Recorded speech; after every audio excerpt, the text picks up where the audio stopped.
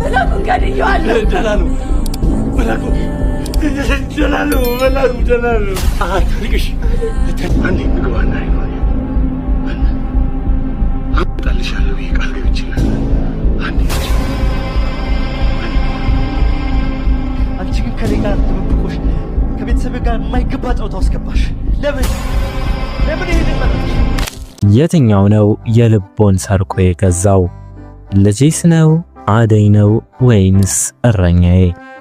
የእነዚህን ሶስት ግዙፍ ድራማዎች ጥንካሬና ልዩነት የፈጠሯቸውን ተጽዕኖዎችና ደጋፊዎቻቸውን ያስደመሙባቸውን ነጥቦች በጥልቀት እንመሰክራለን።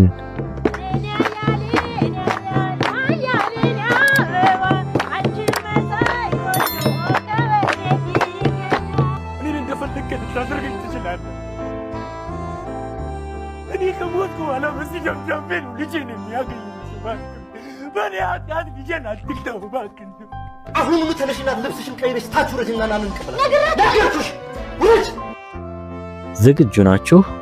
ጉዞ ወደ ኢትዮጵያ የድራማ ዓለም።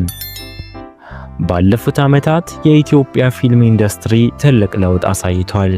ከጊዜ ወደ ጊዜ ቴክኖሎጂ እየጎለበተ ሲሄድ የፊልም አሰራር ጥበብም እያደገ መጣ።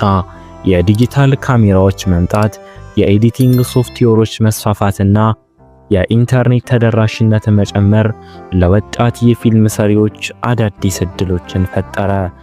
ይህ ደግሞ የኢትዮጵያ የፊልም ኢንዱስትሪ ከጥቂት ዓመታት በፊት ታይቶ በማይታወቅ ፍጥነት እንዲያድግ መንገድን ከፈተ።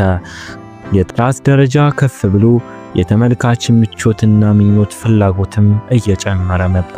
እናም ከዚህ የእድገት ዳራ አንጻር ልጄስ፣ አደይ እና እረኛዬ ተከሰቱ። እነዚህ ፊልሞች የኢትዮጵያን የፊልም ኢንዱስትሪ የጥራት ደረጃ ከፍ አድርገውታል፣ አዲስ ምዕራፍም ከፍተዋል በሚል እጅግ አነጋጋሪ ሆነዋል። እነዚህ ድራማዎች ለኢንዱስትሪው አዲስ ንፋስ ይዘው መጥተዋል የሚሉ ወገኖች ጥቂት አይደሉም። በመጀመሪያ ደረጃ በቅርብ ጊዜ በተለየ መንገድ ተመልካቾችን ቀልብ የገዛውን ልጄስ ድራማን እንመልከት። ይህ ድራማ በኢትዮጵያ የድራማ ታሪክ ውስጥ የተለየ አቀራረብ ያለው ሲሆን ዋና ትኩረቱ አባት ልጁን ፍለጋ የሚያደርገው ልብ የሚነካ ጥረትና በዚያ ሂደት ውስጥ የሚያጋጥሙት ፈተናዎች ናቸው። የድራማው ታሪክ የህይወትን ውስብስብነት፣ የፍቅርን እውነተኛ ትርጉምና በሰው ልጅ ግንኙነት ውስጥ የሚፈጠሩ ጥልቅ ስሜቶች